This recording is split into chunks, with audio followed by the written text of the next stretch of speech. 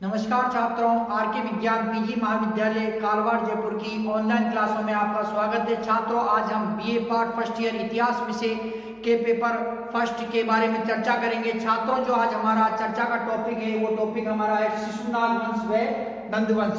पिछले वीडियो में छात्रों हमने मगध का उत्कर्ष नाम से एक टॉपिक का अध्ययन किया था। उस टॉपिक के अंदर हर्यक वंश के बारे में हमने जानकारी प्राप्त की थी। छात्रों, आज हम हर्यक वंश के बाद में जिस वंश की स्थापना जो मगध साम्राज्य पे हुई और मगध साम्राज्य का विस्तार करने में तथा मगध साम्राज्य को मजबूत करने में, उसकी सीमाओं को सुदृढ़ करने में जिनका स्थान रहा, तो उन दो राजवंशों के बारे में हम आज चर्चा करेंगे। एक शिशुनाग वंश और इसके बाद में जो होता है नंद वंश। तो छात्रों, मगध का साम्राज्य था। मगध साम्राज्य में बृहद्रथ जो सबसे प्राचीनतम वंश था वो बृहद्रथ वंश था। उसके बाद में हर्यक वंश और उसके बाद में शिशुनाग वंश और जो उसके बाद में नंद वंश का वहां राज्य रहा। वो नंद वंश के अंतिम शासक घनानंद की हत्या करके चंद्रगुप्त मौर्य ने मौर्य वंश की स्थापना की।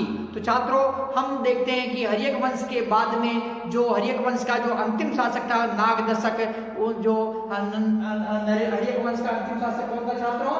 नागदशक। तो नागदशक की जो हत्या करके शिशुनाग नामक जो व्यक्ति है ये क्या करता है कि ये शिशुनाग वंश की स्थापना करता है। तो छात्रों, आज हम देखते हैं छोटे छोटे राजवंश है छात्रों, ये हम देखते हैं शिशुनाग वंश। शिशुनाग वंश, तो शिशुनाग वंश है छात्रों, इसका शासनकाल, इस संपूर्ण जो शिशुनाग वंश है इसका शासनकाल, जो इस वंश का शासनकाल रहा छात्रों वो रहा, शासनकाल था इसका 412 ईस्वी पूर्व से लेके 344 ईस्वी पूर्व। 412 ईस्वी पूर्व से लेकर और 344 ईस्वी पूर्व। तो शिशुनाग वंश का शासनकाल कितना रहा छात्रों? 412 ईस्वी पूर्व से लेकर और 312 ईस्वी पूर्व तक। तो संस्थापक कौन था शिशुनाग वंश का? ये था शिशुनाग। संस्थापक था शिशुनाग। और शिशुनाग ने कब से कब तक शासन किया? इस शिशुनाग का शासनकाल, प्रथम शासक है, संस्थापक है, तो इसका हम शासनकाल देखेंगे। तो इसका शासनकाल था छात्रों 412 ईस्वी पूर्व से लेकर 394 ईस्वी पूर्व। 412 ईस्वी पूर्व से लेकर 394 ईस्वी पूर्व। कब से कब तक था? 412 ईस्वी पूर्व से लेके 394 ईस्वी पूर्व तक जो शिशुनाग ने यहाँ पर शासन किया। छात्रों, शिशुनाग के बारे में कहा जाता है कि ये, इसके बारे में एक किंवदंती मिलती है कि ये इसके माता पिता ने इसे त्याग दिया था और ये क्या कि जंगल में इसे छोड़ दिया। इसके माता पिता ने इसको त्याग दिया और इसे जंगल में छोड़ के आ गए। वहां पर एक सर्प था, अर्थात एक सांप था, एक नाग था। वो नाग इसकी रक्षा कर रहा था, अर्थात इसके ऊपर उस नाग ने अपने फनों से छाया कर रखी थी। अर्थात जो एक व्यक्ति ने इसे उठा लिया और नाग इसकी रक्षा कर रहा था, इसीलिए इसका नाम क्या रखा? शिशुनाग रखा। तो छात्रों, ये किंवदंती इसके बारे में ऐसा कहा जाता है छात्रों। तो ये शिशुनाग था, तो इसने क्या किया छात्रों? हर्यक वंश के अंतिम शासक, हर्यक वंश के अंतिम शासक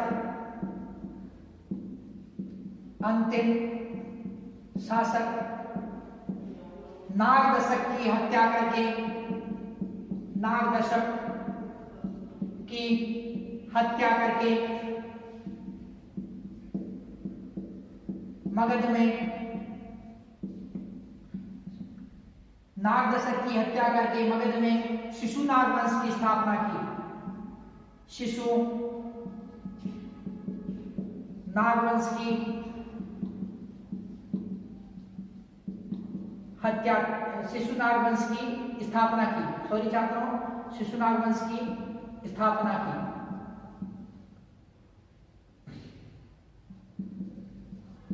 शिशुनाग वंश की स्थापना की। राजधानी, जो इसकी राज्य की राजधानी थी वो थी वैशाली। वैशाली कहाँ आता है?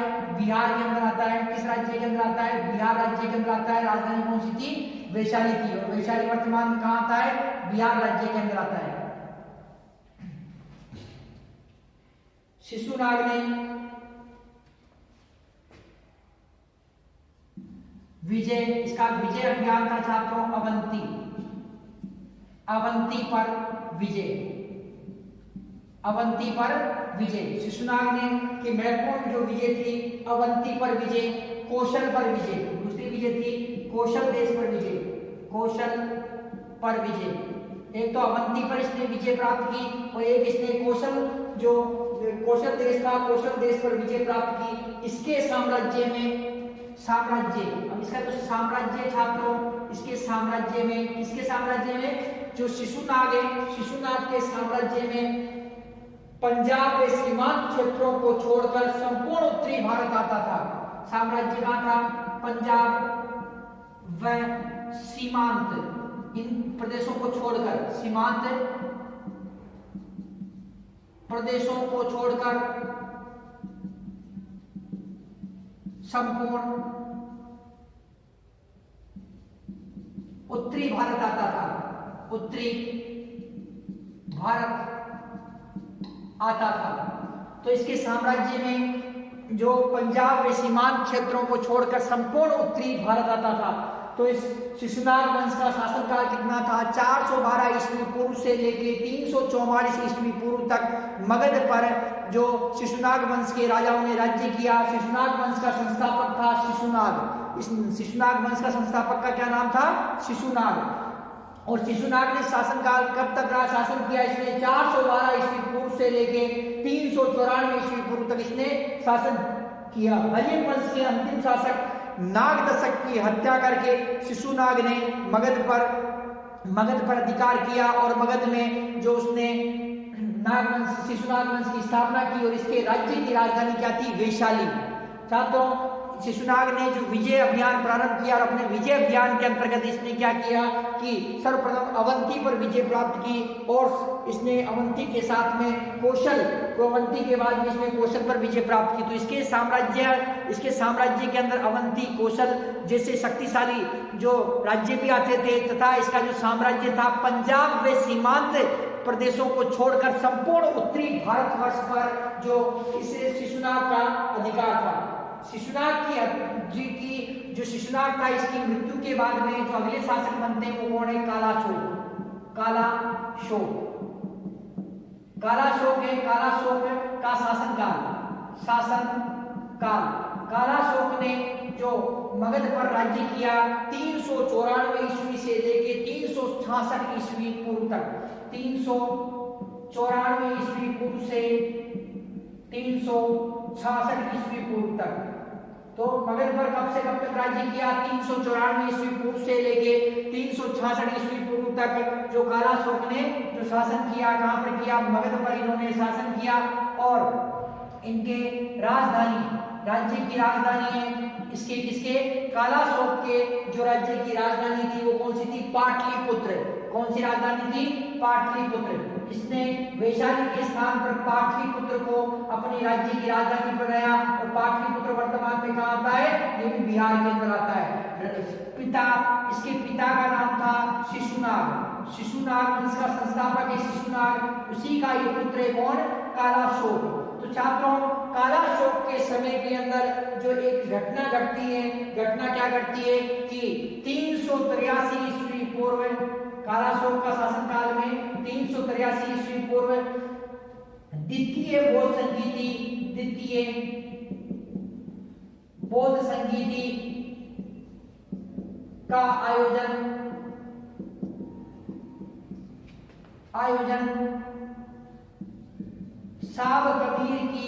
सावकमीर या सर्वकामिनी की अध्यक्षता में वैशाली में होता है। तो इसके समय में एक घटना घटती है क्या कि 383 ईस्वी पूर्व द्वितीय बौद्ध संगीति का आयोजन होता है वैशाली के अंदर और इस बौद्ध संगीति का जो अध्यक्षता करता है वो सर्वकामिनी या सावकमीर जो इसकी अध्यक्षता करता है। तो छात्रों, कालाशोक की हत्या राजधानी पाटलिपुत्र में घूमते हुए एक व्यक्ति ने छुरा मारकर कर दी। इसकी हत्या हो जाती है किसकी, कालाशोक की हत्या कर दी जाती है। कालाशोक जब अपनी राजधानी पाटलिपुत्र में घूम रहा था या में भ्रमण कर रहा था,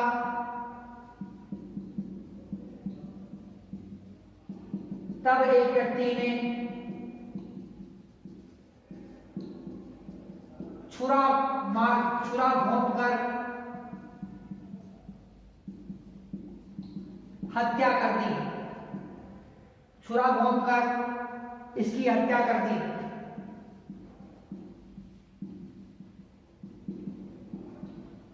छुरा घोंपकर इसकी हत्या कर दी।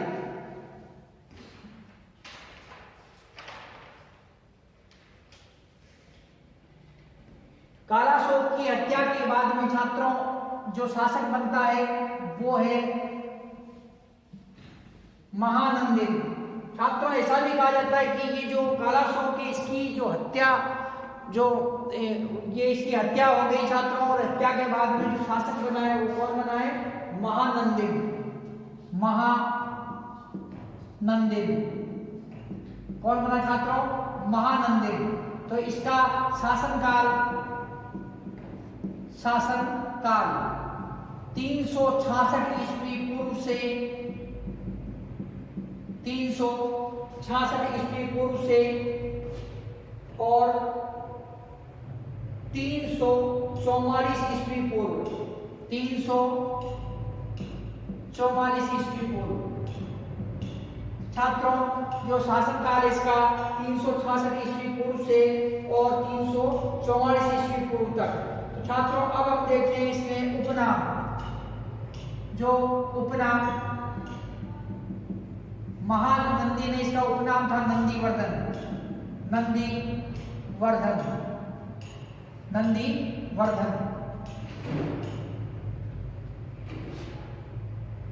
बौद्ध ग्रंथ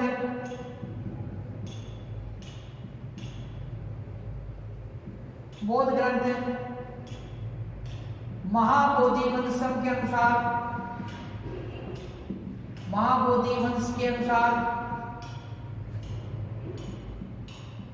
अब बौद्ध ग्रंथ क्या बताता है? महाबोधि वंश की यहाँ पर अकेला ये शासन नहीं कर रहा है, यहाँ पर क्या है कि कालाशोक के 10 पुत्र वो शासन कर रहे हैं संयुक्त रूप से। बौद्ध ग्रंथ महाबोधि वंश के अनुसार कालाशोक की हत्या के बाद उसके 10 पुत्रों ने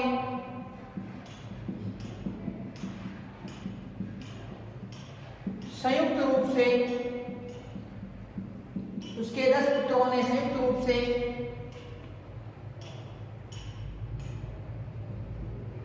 मगध पर राज्य किया।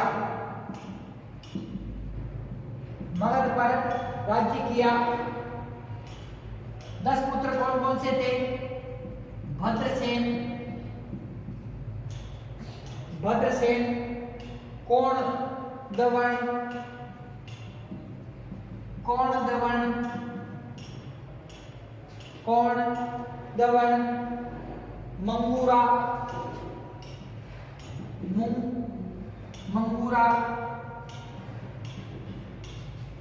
मंगूरा, सर्वज्ञ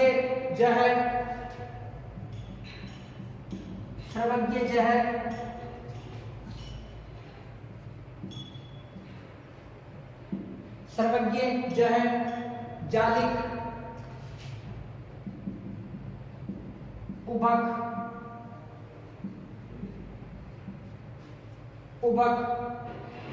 संजय, कोव्यर,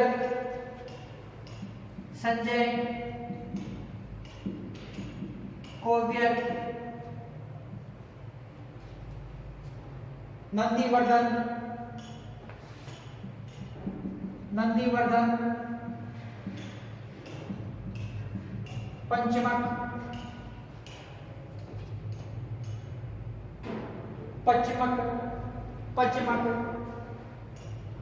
तो छात्रों जो महाबोधि वंशम है, महाबोधि वंशम के अनुसार जो शिशुनाग वंश का अंतिम शासक कौन सा? महानंदीवर्धन इसका महानंदन इसका अंतिम शासक है, जिसे नंदीवर्धन के नाम से भी जाना जाता है। इसका शासनकाल 366 ईस्वी पूर्व से 344 ईस्वी पूर्व तक माना गया है। परंतु जो बौद्ध ग्रंथ है महाबोधि वंशम, कौन सा ग्रंथ है? बौद्ध ग्रंथ है महाबोधि वंशम। इसके अनुसार कालाशोक की जो हत्या के बाद में इसके 10 पुत्रों ने संयुक्त रूप से शासन किया। और वो पुत्र कौन कौन से थे? बौद्ध ग्रंथ है महाबोधि वंशम के अनुसार भद्रसेन, कोणद्रवन, मंगूरा, सर्वज्ञ, जालिक, उभग, संजय, कौवरीय, नंदीवर्धन और पश्चिमक। तो इस प्रकार के ये 10 पुत्रों ने संयुक्त रूप से शासन किया। छात्रों इनके अंदर जो संयुक्त रूप से शासन किया, कितने वर्ष तक किया? 22 वर्षों तक इन्होंने संयुक्त रूप से शासन किया। इन सभी के अंदर जो सबसे शक्तिशाली था वो कौन सा था? सबसे शक्तिशाली था महानंदन, और इसने शासन किया। परंतु अंत में क्या ये अत्याचारी हो चुका था, और अत्याचारी हो जाने के कारण इसकी हत्या कर दी गई। तो महानंदन जो महानंदन था छात्रों, तो इसकी हत्या करता है। हत्या कौन करता है? महापद नंद। और ये क्या करता है? नंद वंश की स्थापना, नंद वंश। तो महानंदन की हत्या कौन करता है? महापद नंद करता है, और बाद में नंद वंश की ये स्थापना कर देता। तो इस प्रकार से जो ये था शिशुनाग वंश, इसका कम समय तक भारत पर राज्य रहा, परंतु महत्वपूर्ण रहा। छात्रों अब हम देखते हैं नंद वंश के छोटा सा वंश छात्रों ये, परंतु इसके बारे में भी देखते हैं। कई बार टिप्पणी के अंदर भी पूछा जा सकता है, और मेजर प्रश्न के अंदर हरियक वंश, नंद वंश तथा शिशुनाग वंश, तीनों को भी बड़े प्रश्न के रूप में भी पूछा जाता है। छात्रों अब हम देखते हैं कि नंद वंश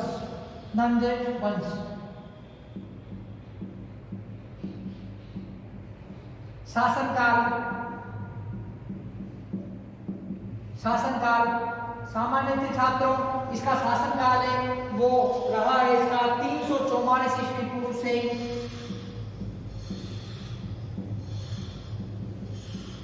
344 ईस्वी पूर्व से 323 ईस्वी पूर्व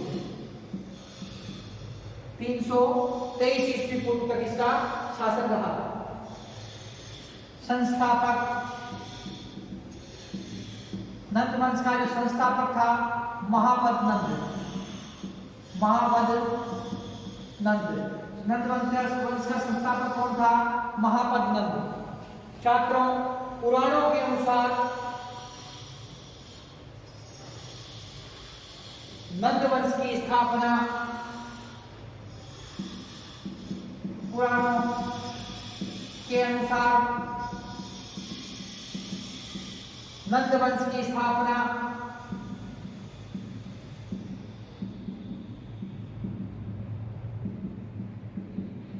महापद नंद ने की। महापद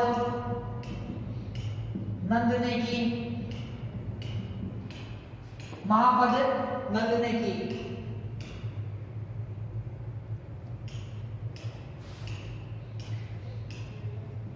महापद नंद एक दासी का पुत्र था। दासी का पुत्र था महापद नंद एक दासी का पुत्र था। इसने शिशुनाग वंश के अंतिम शासक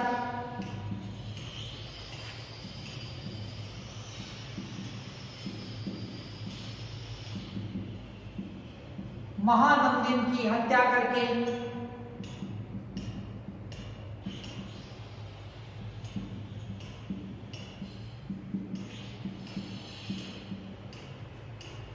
नंद वंश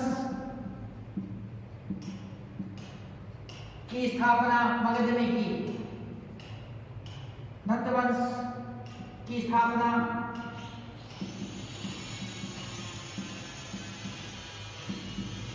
मगध में की। नंद वंश की स्थापना मगध में की उपनाम इसके महापद नंद के उपनाम उग्रसेन,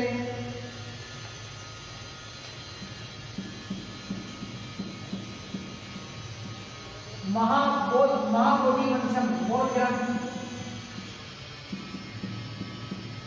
महाबोधि वंश के अनुसार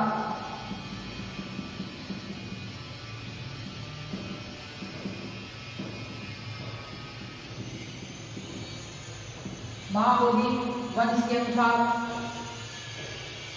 महापदम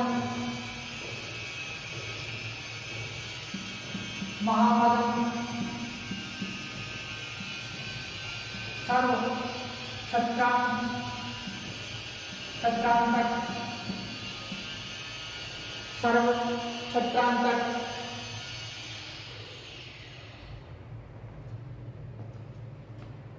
महापदम क्या पुराणों के अनुसार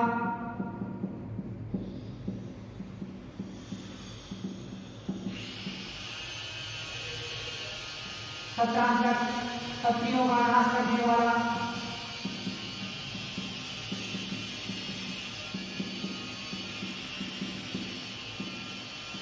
क्षत्रियों का नाश करने वाला, ये भी पुराणों के अनुसार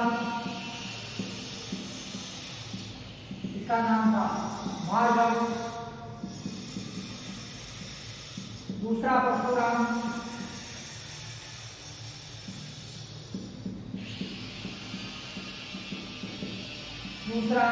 परशुराम, ये भी पुराणों के अनुसार नाम था। पुराण के अनुसार उपाधि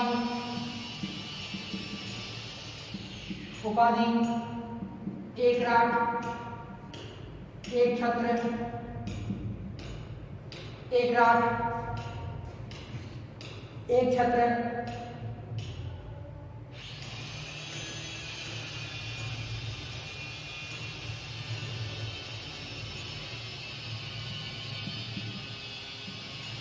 भारत में मगध पर राज्य करने, भारत में मगध पर नंदवंश प्रथम वीर क्षत्रिय, मगध पर नंदवंश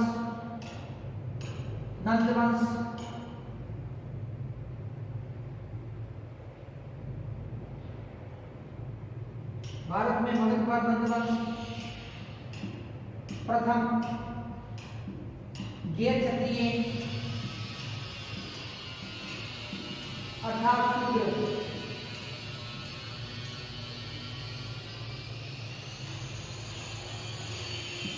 वंश था, शूद्र वंश था।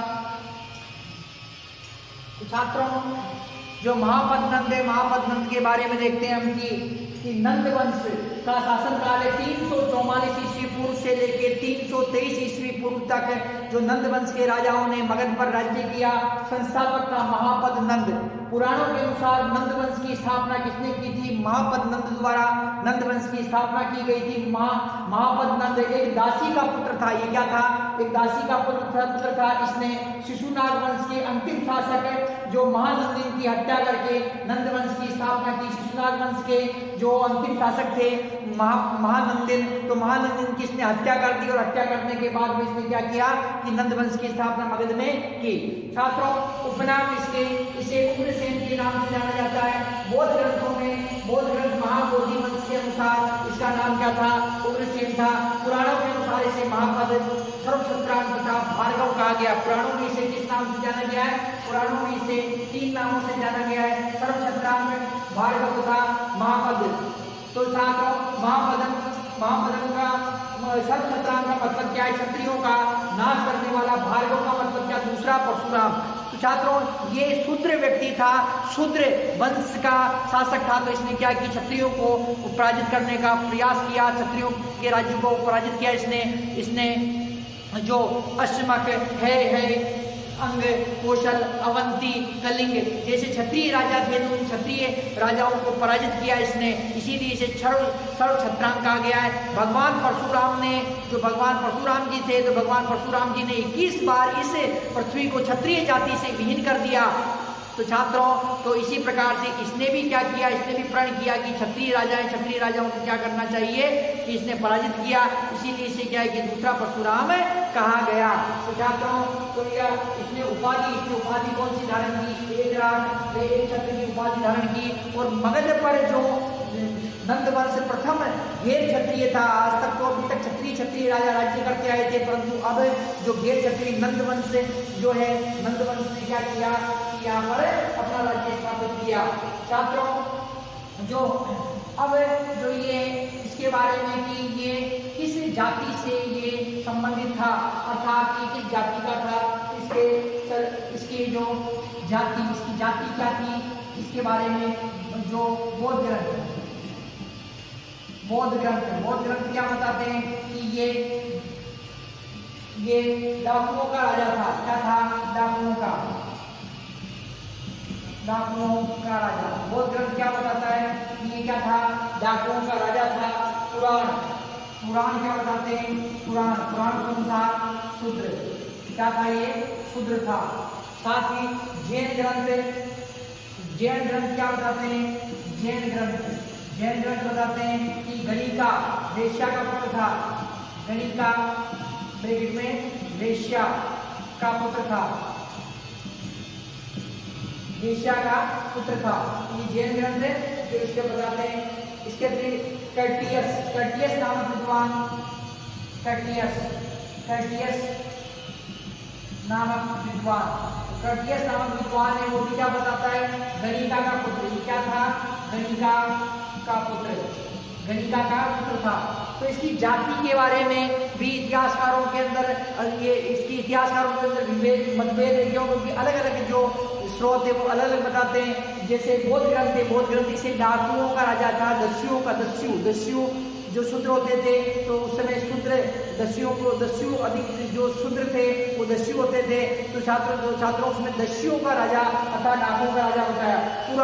पुराण के अंदर इसे शूद्र बताया गया है, तथा जैन ग्रंथ इसके अंदर गणिका वेश्या का पुत्र बताया गया है। कर्टियस नामक जो विद्वान है, इसे क्या बताता है? गणिका का पुत्र बताता है। क्या बताता है? गणिका का पुत्र से बताता है। छात्रों, अब हम देखते हैं कि जो नंदवंश का शासक है ये महापद्मनंद। तो महापद्मनंद की विजय देखते हैं कि इसने कहाँ का विजय की। तो सर्वप्रथम विजय देखते हैं कि कलिंग विजय।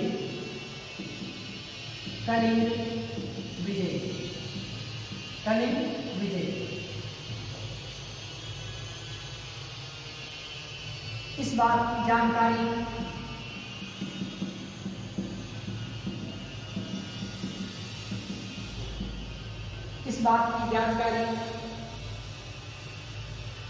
कलिंग के शासक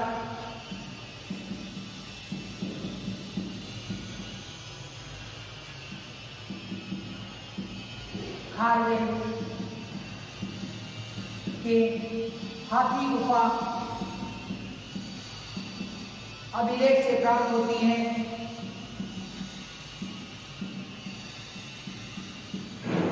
हाथी गुफा अभिलेख से प्राप्त होती है। हाथी गुफा अभिलेख से प्राप्त होती है। कलिंग विजय करके इसने कलिंग में नहरों का निर्माण करवाया।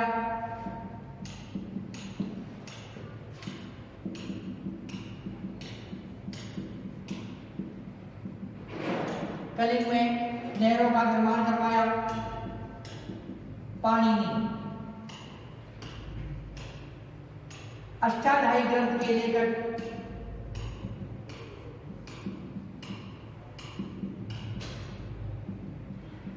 वह प्रसिद्ध व्याकरणाचार्य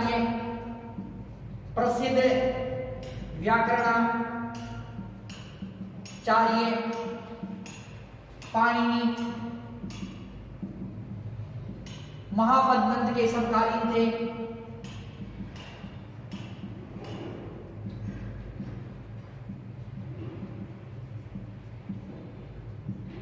महापद नंद के समकालीन थे।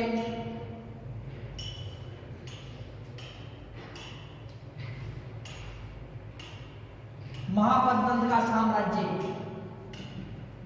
साम्राज्य इसने जो अपने साम्राज्य का विस्तार किया, इसके साम्राज्य में पांचाल, इक्ष्वाकु,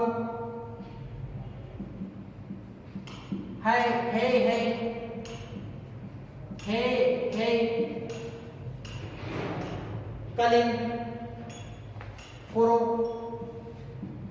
काशी, कलिंग, कुरु, अश्मक,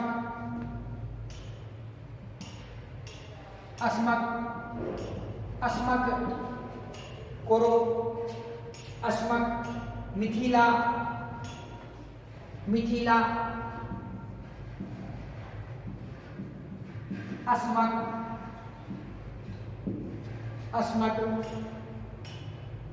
सूरसेन,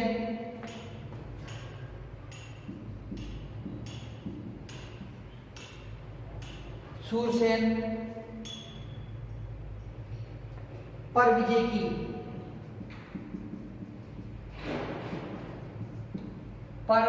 की, तो छात्रों जो ये महापद नंद था, इसने पांचाल, इक्ष्वाकु, काशी, कलिंग, कुरु, मिथिला, अस्मक, सूरसेन जो क्षत्रिय राजाओं के राज्य थे, इन सभी क्षत्रिय राजाओं के राज्य पर विजय प्राप्त की। छात्रों महापद नंद के पास 2 लाख पैदल सैनिक, महापद नंद के पास 2 लाख पैदल सैनिक,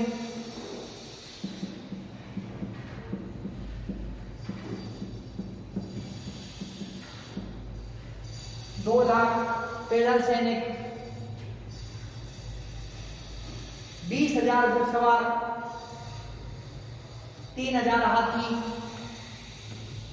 20,000 घुड़सवार, 3,000 हाथी, 2,000 रथ की विशाल सेना थी।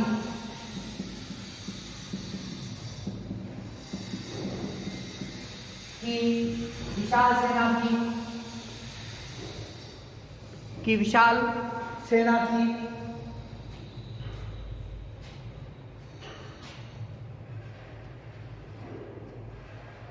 नंद वंश में कुल 9 राजा हुए।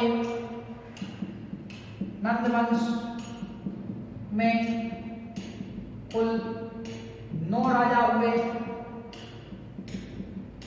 जैसे नंद वंश में कुल 9 राजा हुए, जैसे महापद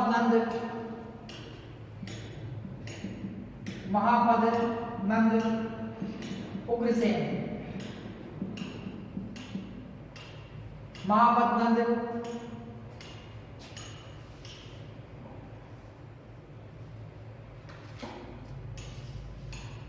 भद्रसेन। इसके अतिरिक्त महापद नंद के बाद में जो शासक होते हैं छात्रों वो है पुंडक, पुंडगति,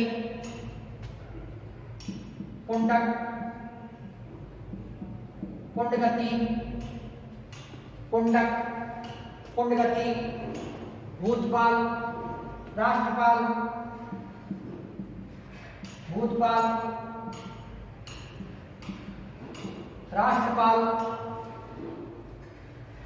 गोविष्णाक,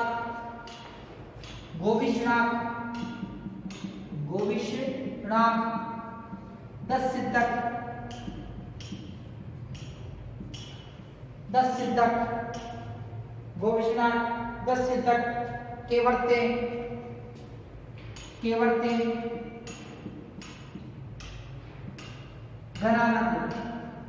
घनानंद। तो छात्रों इसमें देखिए कि जो नंद वंश का शासक था महापद नंद ने, उसने जो मगध पर अपना अधिकार करने के बाद में मगध के साम्राज्य का प्रचार प्रसार किया, और मगध के साम्राज्य का प्रचार प्रसार करने के लिए उसने क्या किया कि अपने साम्राज्य का विस्तार करने के लिए कलिंग पर आक्रमण किया। इस बात की जानकारी की महापद नंद ने कलिंग पर आक्रमण किया था, इस बात की जानकारी किससे मिलती है? खारवेल, कलिंग के राजा खारवेल के हाथी गुफा अभिलेख से। कौन से अभिलेख से प्राप्त होती है? कलिंग के राजा जो खारवेल है उनके हाथी गुफा अभिलेख से हमें ये जानकारी प्राप्त होती है कि महापद नंद ने कलिंग पर आक्रमण किया। उसने कलिंग पर आक्रमण करके और कलिंग में नहरों का निर्माण करवाया। किसका निर्माण कराया? नहरों का निर्माण करवाया। साथ ही जो ये महापद नंद है इसका समकालीन एक महान विद्वान थे, भारत के प्रसिद्ध व्याकरणाचार्य, जिन्होंने अष्टाध्यायी नामक ग्रंथ की रचना की। पाणिनि नामक विद्वान ने अष्टाध्यायी नामक ग्रंथ की रचना की, और ये विद्वान प्रसिद्ध व्याकरणाचार्य थे और महापद नंद के समकालीन थे। तो महापद नंद के समकालीन कौन थे? पाणिनि। तो छात्रों जो महापद नंद है उसे सर्व क्षत्रांग कहा जाता था। क्षत्रिय राजाओं को पराजित करने वाला, क्षत्रियों को नाश करने वाला थे। उसने क्या किया? पांचाल, इक्ष्वाकु, है, काशी, कलिंग, कुरु, मिथिला, अस्मक, सूरसेन। उसने क्या किया कि जो क्षत्रिय राजाओं के राज्य थे जिसमें पांचाल, इक्ष्वाकु, है, काशी, कलिंग, कुरु, मिथिला, अस्मक, सूरसेन पर उसने विजय प्राप्त की और अपने विशाल साम्राज्य की उसने स्थापना की। छात्रों इसके महापद नंद के पास में 2 लाख पैदल सैनिक, 20,000 घुड़सवार, 3,000 हाथी तथा 2,000 रथों की विशाल सेना थी। इसके पास सेना कितनी थी छात्रों? 2 लाख तो पैदल सैनिक थे तथा जो घुड़सवार सैनिक थे उनकी संख्या 20,000 थी। इसके अतिरिक्त जो हाथी गज सेना थी इसके पास में, हाथियों की सेना वो थी 2,000, और वो हाथियों की सेना थी 3,000 था। रथ पर बैठकर युद्ध करने वाले सैनिकों की संख्या थी वो कितनी थी? वो संख्या इसकी थी 2,000। तो इस प्रकार से छात्रों इसने विशाल साम्राज्य की एक स्थापना की। तो छात्रों नंद वंश के अंदर जो शासक हुए, नंद वंश के अंदर कुल 9 राजाओं ने राज्य किया। कितने राजाओं ने राज्य किया? 9 राजाओं ने राज्य किया नंद वंश में। तो कुल महापद नंद जो उग्रसेन के नाम से जाना जाता है, महापद नंद जो नंद वंश का संस्थापक है, पुंडक, पुंडगति, भूतपाल, राष्ट्रपाल, गोविष्णाक, 10 सिद्धक, केवर्ते और घनानंद। कितने राजा हुए? महापद नंद जिसे उग्रसेन के नाम से भी जाना जाता है। तो महापद नंद जिसे उग्रसेन के नाम जाना जाता है, उसके बाद में पुंडक, पुंडगति, भूतपाल, राष्ट्रपाल, गोविष्णाक, 10 सिद्धक, केवर्ते व घनानंद। तो इस प्रकार के राजा उन्होंने यहाँ राज्य किया। छात्रों जो महापद नंद के उत्तराधिकारी, महापद नंद के उत्तराधिकारी, महापद नंद के उत्तराधिकारी। छात्रों जो महापद नंद के उत्तराधिकारी कितने थे? 8। महापद नंद के उत्तराधिकारी की संख्या कितनी थी? 8 थी। पुंडक, पुंडगति, भूतपाल, राष्ट्रपाल, गोविष्णाक, 10 सिद्धक, केवर्त और घनानंद। इस नंद वंश का अंतिम शासक कौन था? घनानंद। अत्यंत ही दुष्ट प्रवृत्ति का था ये घनानंद। तो नंद वंश का अंतिम शासक किस वंश का? नंद वंश का अंतिम शासक कौन था? घनानंद था। उपनाम, इसका उपनाम क्या था? इसे अग्रमीज, इसका अग्रमीज उपनाम क्या था? अग्रमीज। तो अग्रमीज नाम किसने दिया? यूनानी, जो यूनानी लेखक थे, यूनानी लेखकों ने इसे अग्रमीज कहा है। इसे अग्रमीज कहा है। क्या कहा है छात्रों? अग्रमीज कहा है। इसने यूनानी लेखकों द्वारा इसे अग्रमीज कहा गया है। प्रजा इस अत्याचारी शासक से, प्रजा इस अत्याचारी शासक से परेशान थी। प्रजा इस अत्याचारी शासक से परेशान थी। इसने प्रजा पर अत्याधिक कर लगाए इसने प्रजा पर अत्याधिक कर लगाए। कथा सरित सागर के अनुसार, कथा सरित सागर के अनुसार इसके पास 99 करोड़ स्वर्ण मुद्राएं थी। 99 करोड़ स्वर्ण मुद्राएं थी। कथा सरित सागर के अनुसार इसके पास 99 करोड़ स्वर्ण मुद्राएं थी।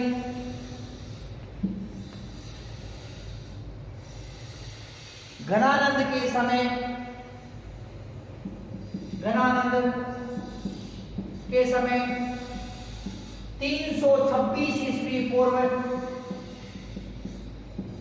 326 ईस्वी पूर्व यूनानी शासक सिकंदर ने भारत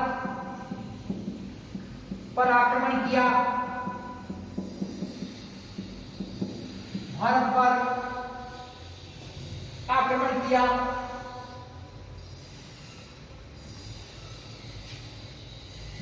सिकंदर ने भारत की पश्चिमी सीमा पर, भारत की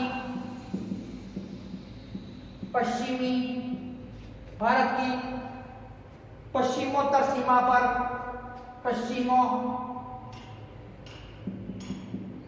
भारत की पश्चिमोत्तर सिकंदर को अलेक्जेंडर द ग्रेट के नाम से अर्थात सिकंदर महान के नाम से जानते हैं। तो सिकंदर ने भारत की पश्चिमोत्तर सीमा पर आक्रमण किया। पश्चिमोत्तर सीमा पर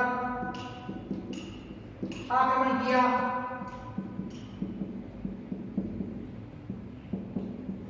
पश्चिमोत्तर सीमा पर आक्रमण किया।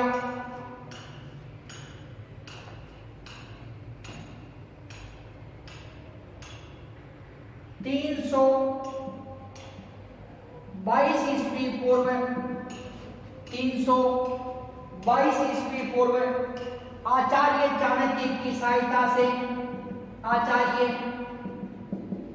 चाणक्य की सहायता से चंद्रगुप्त मौर्य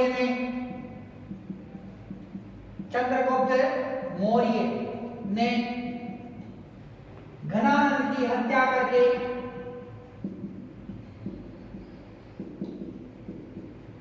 मगध में मौर्य वंश की स्थापना की। मौर्य वंश की स्थापना की। तो छात्रों, जो घनानंद है, नंद वंश का अंतिम शासक कौन है? घनानंद है। और इसके उपनाम, इसका अग्रमीज, यूनानी लेखकों ने इसे अग्रमीज नाम दिया है। यूनानी लेखकों के अनुसार इसे अग्रमीज कहा गया है। प्रजा इस अत्याचारी शासक से अत्यंत ही परेशान थी और इसने प्रजा पर अत्यधिक कर लगाए।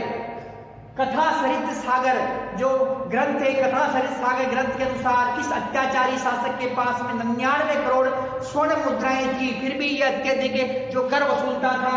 और घनानंद के समय में एक विशेष घटना ये घटी कि 326 ईस्वी पूर्व जो मकदूनिया का शासक था, अर्थात यूनान का जो शासक है, यूनान के मकदूनिया का जो शासक है सिकंदर ने भारत की पश्चिमोत्तर सीमा पर आक्रमण किया और विजय प्राप्त की, परंतु वो आगे नहीं बढ़ सका। 322 ईस्वी पूर्व आचार्य चाणक्य की सहायता से, कब?